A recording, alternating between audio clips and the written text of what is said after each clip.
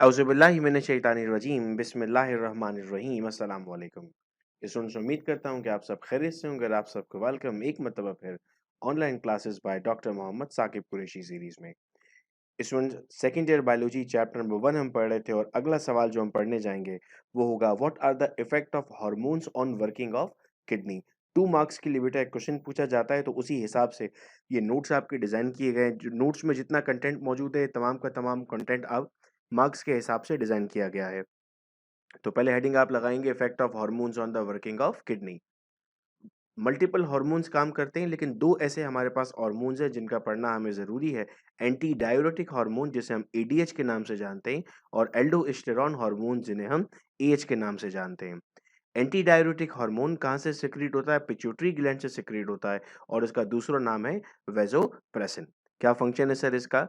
It help in the reabsorption of water. देखो नाम से जाहिर है ना, एंटी डाययूरेटिक हार्मोन, तो क्या करता होगा सर? ये वाटर रीएब्जॉर्ब करने में मदद करता है।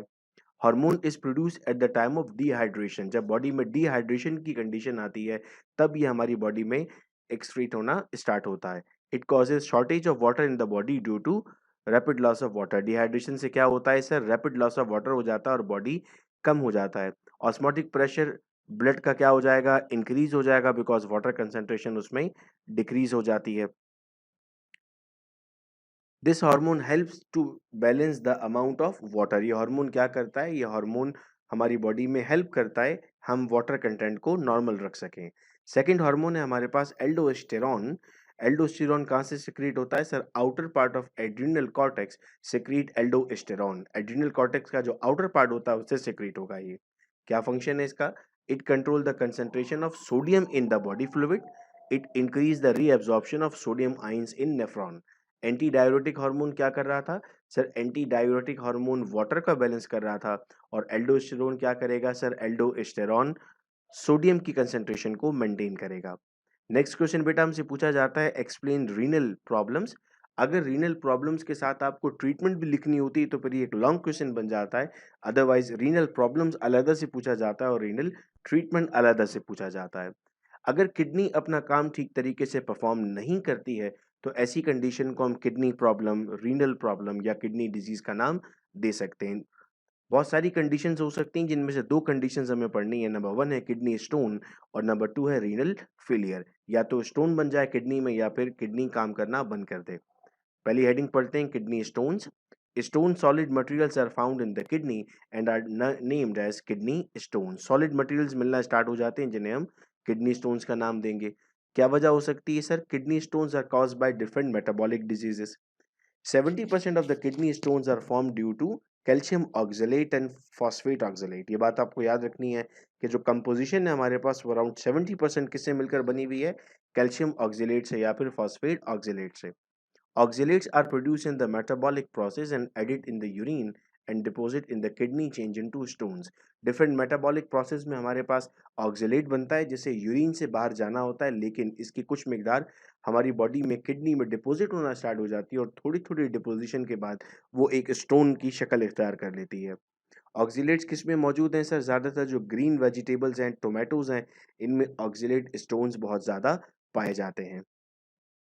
20% of the stones are called as infective stone. These infective stone consists of combination of calcium, magnesium and ammonium phosphate. 20% जो stones होंगे उन्हें हम infective stones कहेंगे। और infective stone में कौन कौन शामिल है सर? infective stone में हमारे पास शामिल है कैल्शियम, मैग्नीशियम और ammonium phosphate. Uric acid stone sir 5% जो स्टोन्स हैं वो यूरिक एसिड से बनते हैं। ये बात आप परसेंटेजेस आप लोगों को एमसीक्यूज के लिए बेटे याद रखनी है। ट्रीटमेंट या थेरेपी अगर आप ऐड कर देते हैं तो फिर लॉन्ग क्वेश्चन बन जाता है। अदरवाइज ये अलग से डिफाइन करने के लिए 1 मार्क्स के लिए आपको आ जाता है कि लिथोट्रिप्सी को डिफाइन करें या इसको किस तरीके से आप फर्दर ट्रीटमेंट कर रहे होते हैं उसको डिफाइन करें। तो सर हम एक ही ट्रीटमेंट का मेथड हमारे पास, ये 2 हमारे पास डिजीज के लिए लिखा हुआ है। The lithotripsy is use for non surgical removal of kidney stones. It is a technique used to break up stones that form in the kidney, ureter और gall bladder। हम रेडिएशन का इस्तेमाल करते हैं, रेडिएशन की मदद से स्टोन को ब्रेक कर देते हैं, और जब स्टोन ब्रेक हो जाता है हमारे पास तो फिर वो हमारी एक्सक्रीटरी सिस्टम से बाहर निकाल दिया जाता है। अगर किडनी में, यूरेटर में या गॉल ब्लैडर में कोई स्टोन मौजूद है तो इस तरीके के ज़रिए उसे रिमूव किया जा सकता है। दूसरा तरीका हमारे पास सर्जरी हो सकता है। हम सर्जरी की मदद से यानी ऑपरेट करके भी इस स्टोन को बॉडी से बाहर निकाल सकते हैं। सेकंड डिजीज़ थे हमारे पास रीनल फेलियर, किडनी ने काम करना बंद कर दिया। हमारे पास 2 किडनीज़ मौजूद हैं, अगर एक किडनी ने काम करना बंद कर दिया तो उसे हम नाम देंगे रीनल फेलियर का। Sometimes the working of kidney is badly damaged due to certain reason or infection. किसी इन्फेक्शन की वजह से या किसी और वजह से आपकी किडनी काम करना बंद कर देती है और ऐसी कंडीशन को हम नाम क्या देंगे? रीनल फेलियर का। नोट साथ साथ मैं उम्मीद कर रहा हूँ आप लोग बना रहे होंगे। They are not able to filter the harmful nitrogenous substance. अब किडनी क्या होगा sir? Kidney harmful nitrogenous substances को ब्रेक नहीं कर सकेगी। पहले वो फिल्टर कर पा रही थी लेकिन अब वो फिल्टर नहीं कर सकती। तो ऐसी सूरत में जो हार्मफुल सब्सटेंसेस होंगी, जो टॉक्सिक सब्सटेंसेस होंगी, वो ब्लड के अंदर ही मौजूद होंगी। क्या सिम्टम्स होंगे sir? Nausea, vomiting, loss of appetite मतलब भूख ना लगना, वीकनेस यानी कमजोरी, डिफिकल्टी इन ब्रीथिंग यानी सांस लेने में भी दुश्वारी पेश आ सकती है। क्या ट्रीटमेंट होगा किडनी फेलियर का सर? एक हमारे पास ट्रीटमेंट है dialysis. Now, what is dialysis? It is a technique to remove nitrogenous waste, particularly the urea from blood of the patient is called as dialysis. जो काम किडनी कर रही थी, अगर वो काम मशीन से करवाया जाए तो इस प्रोसेस को हम क्या नाम देंगे? डायलिसिस का नाम देंगे। डायलिसिस की बेटा हमारे पास 2 टाइप्स होती हैं। एक को हम नाम देते हैं पेरिटोनियल डायलिसिस और एक को हम नाम देंगे हेमोडायलिसिस। हेमोडायलिसिस क्या होता है? अब इन पर अलग से शॉर्ट नोट लिखने को भी आता है। बज़ाहिर देखने में एक सवाल लगता है हमें, लेकिन जब हम पढ़ रहे होते हैं तो हमें अंदाज़ा होता है कि उसमें से भी क्वेश्चंस बनते हैं। हेमो का मतलब होता है ब्लड। अगर आप ब्लड को साफ कर रहे हैं तो इस डायलिसिस को आपने क्या नाम दिया है? Haemodialysis. In this procedure blood is circulated through a machine which contain a dialyser also called as artificial kidney. एक मशीन में ब्लड जाएगा, वहां वो प्यूरिफाई होगा और प्यूरिफाई होने के बाद वो वापस आएगा। तो जो काम आपकी बॉडी में किडनी कर रही थी, अब वो काम आप मशीन से करवा रहे हैं, इसीलिए उस मशीन को आप क्या नाम दे देते हैं? उस मशीन को आप नाम दे देते हैं आर्टिफिशियल किडनी का। Dialyzer has two spaces separated by thin membrane and dialysis fluid on the other. The waste and excess water pass from the blood through the membrane into the dialysis fluid. Dialysis take place 6 to 10 hours and 3 times a week. अगर patient ज़्यादा severe है तो 2 times a week भी, और अगर बहुत ज़्यादा severe होता है तो डेली बेसिस पर भी ये काम करवाया जाता है। नेक्स्ट आता है बेटे हमारे पास पेरिटोनियल डायलिसिस। पेरिटोनियम हमारी एब्डोमिनल कैविटी है। अगर हम अपनी एब्डोमिनल कैविटी में एक इंसर्जन करते हैं और उस इंसर्जन के बाद एक ट्यूब एंटर करते हैं, उस ट्यूब में एक केमिकल होता है डायलाजेट। वो ये पूरा इंस्ट्रूमेंट कहलाता है कैथेटर। अगर इसके जरिए डायलिसिस कर रहे हैं तो उसे हम नाम देते हैं पेरिटोनियल डायलिसिस का। Abdomen has a peritoneal lined by thin epithelium called as peritoneum. उसी में आप इंसर्ट कर रहे होते हैं। Peritoneal cavity is filled with dialysis fluid that enters the body through a catheter. Excess water and waste pass through the peritoneum into the dialysis fluid. This process is repeated several times a day. अब हम कहते हैं कि sir हमारे पास जो हमारी countries हैं वहाँ पर पेरिटोनियल डायलिसिस इतना ज़्यादा फेमस नहीं है और इतना ज़्यादा परफॉर्म नहीं करवाया जाता, बिकॉज इसके लिए बेहद हाइजेनिक कंडीशन की ज़रूरत है। अगर आपने थोड़ा सा भी इसको ठीक तरीके से प्रॉपर तरीके से हैंडल नहीं किया तो हम कहते हैं कि सर इसमें इन्फेक्शन होने के चांसेस बेशुमार हो सकते हैं।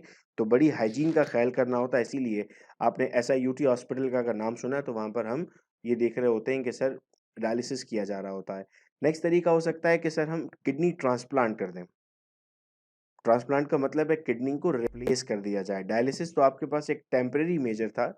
अगर आपको हाई डिग्री रीनल फेलियर जिसे हम यूरीमिया भी कहते हैं या फिर बिल्कुल एंड स्टेज है, तो डायलिसिस को हम सर्जिकल ट्रांसप्लांटेशन की तरफ ले जाते हैं और फिर हम एक किडनी बॉडी में ट्रांसप्लांट कर देते हैं। ट्रांसप्लांटेशन इतनी आसान नहीं होगी। ट्रांसप्लांटेशन के वक्त जो डोनर होगा उसका ब्लड ग्रुप चेक करना होगा, उसके एंटीबॉडीज, उसके एंटीजेंस, उसकी बॉडी में और कोई डिजीज तो नहीं है। सब कुछ चेक करने के बाद हम परमानेंटली एक किडनी ट्रांसप्लांट कर देते हैं दूसरे शख्स में। लेकिन यहाँ पर हमारे पास एथिकल रेगुलेशंस ये आती हैं कि अगर किसी की एक किडनी खराब है तो वो ट्रांसप्लांटेशन नहीं करवाता। जब दोनों किडनीज काम करना बनती हैं तब वो ट्रांसप्लांट करवाता है। क्योंकि अगर मिसाल के तौर पर एक किडनी किसी की खराब है और उसने किसी से एक किडनी ले ली, तो अब दूसरे बंदे के पास एक किडनी बच जाएगी जो एथिकली अखलाकी तौर पर ठीक नहीं है। तो अगर एक किडनी काम नहीं कर रही होती, हम डायलिसिस की तरफ जाते हैं। अगर दोनों किडनी काम करना बंद करती हैं, तब मजबूर होकर हमें ट्रांसप्लांटेशन की तरफ जाना पड़ता है। अगर स्टूडेंट्स आज की क्लास के मार्क्स हम कैलकुलेट करें तो 2 मार्क्स के लिए मैं ट्रीटमेंट अगर लेता हूँ और 2 मार्क्स के लिए डिजीज़ लेता हूँ तो 4 मार्क्स का बेटे एक क्वेश्चन हमारे पास बन जाता है। हार्मोन्स पे हमें 2 क्वेश्चन अलग-अलग पूछे जा सकते हैं, तो 8 मार्क्स के क्वेश्चंस बन सकते हैं और एक एमसीक्यू और एक साइंटिफिक रीज़न हम एक्सपेक्ट कर रहे हैं, तो टोटल 10 मार्क्स की आज की हमारी क्लास थी जो हमने डिस्कस किया। मैं उम्मीद कर रहा हूँ कि आप लोग अपनी कॉपी बिल्कुल प्रॉपर मेंटेन कर रहे हैं, बहुत काम आएगा आपको। आपके लेक्चर नोट्स तैयार हो रहे हैं, आपको किसी और ट्यूटर से पढ़ने की भी ज़रूरत नहीं पड़ेगी। बहुत शुक्रिया इस वीडियो लेक्चर को सुनने का। अपना बहुत ख़्याल रखिएगा आप सब लोग। अल्लाह हाफ़िज़।